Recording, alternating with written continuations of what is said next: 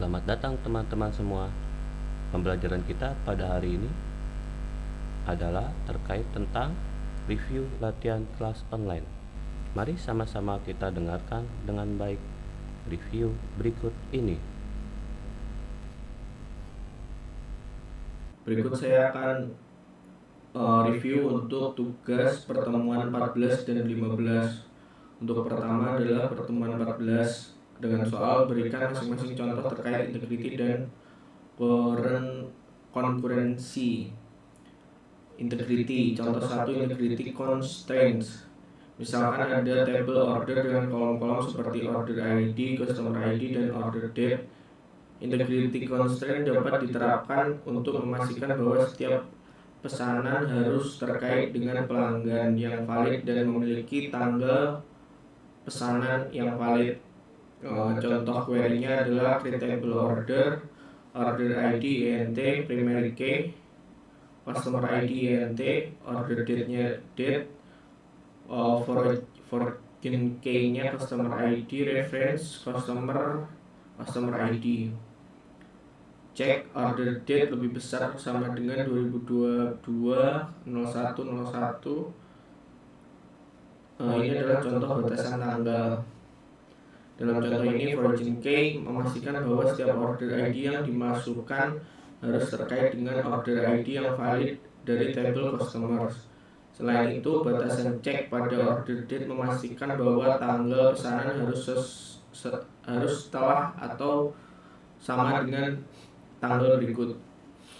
Contoh 2 adalah trigger untuk menjaga integrity. Trigger dapat digunakan untuk memastikan integritas referensial atau keautentikan data ketika perubahan dilakukan pada suatu table. Contoh query-nya create trigger prevent order deletion before delete on customer for each row begin declare order count int select count bintang into order count from order where customer ID sama dengan old customer ID. If order count lebih besar 0, then signal SQL state 45.000 set message text cannot delete customer with existing order and if end. Dalam contoh ini, trigger mencegah penghapusan pelanggan customer yang memiliki pesanan yang terkait order. Berikut nomor 2 adalah konkurensi. Contoh 1 adalah isolasi transaksi. Misalkan dua transaksi sedang berlangsung secara bersamaan. Satu transaksi mengurangi stok suatu barang, sementara transaksi lain memeriksa apakah stok cukup sebelum mengkonfirmasi pesanan. Isolasi transaksi yang baik dibutuhkan untuk mencegah ketidakcocokan hasil. Transaksi 1 bikin transaction update produk set stock sama dengan stock min 10 where produk ID sama dengan 123 commit. Contoh transaksi 2 adalah begin transaction declare add available stock int select add available stock sama dengan stock from product where product ID sama dengan 123.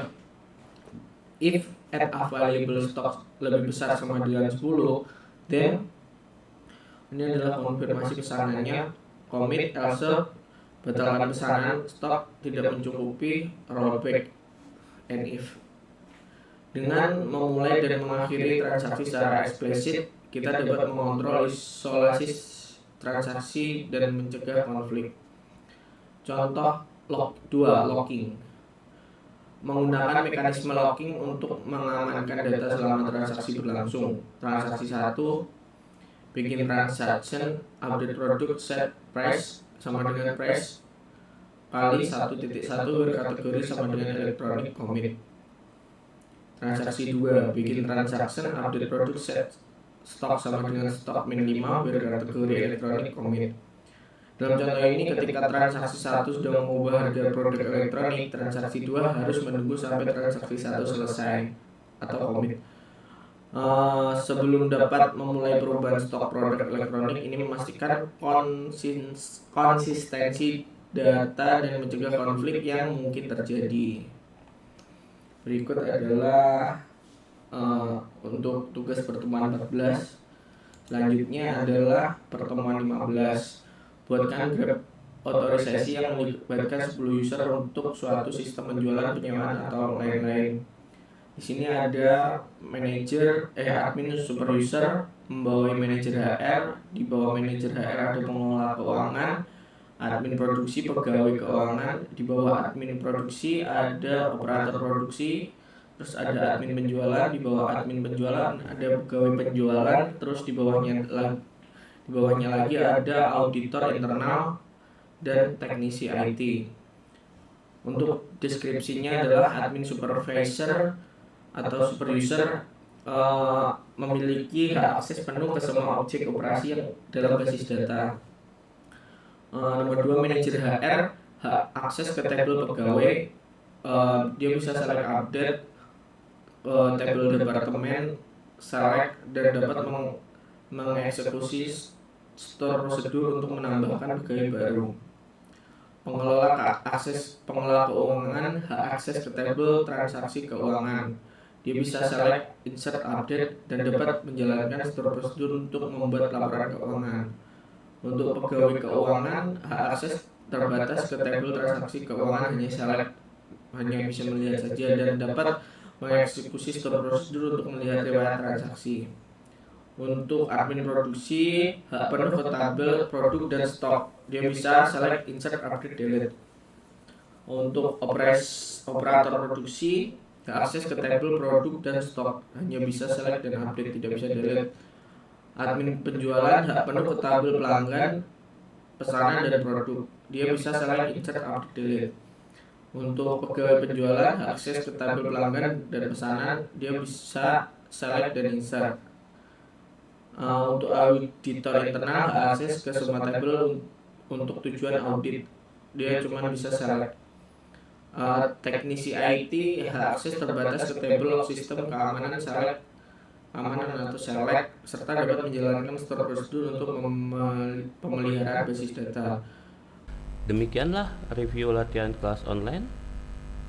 Sekian dan terima kasih banyak untuk teman-teman semua.